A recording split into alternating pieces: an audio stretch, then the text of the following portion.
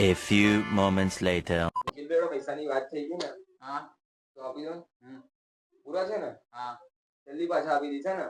હા. જય માતાજી. જય માતાજી. બધી જગ્યાથી પૈસા તો લાવી દીધા છે, હવે નિખિલભાઈ ને પૈસા પાછા આપવાના થતા નહીં. अबे साले પૈસા તો પાછા નહીં આપું.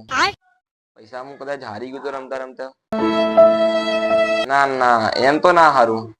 યસ છે ને, સામે ગમે તે મને ડબલ કરીને આવી જમતા રમતા જોઈ જશે.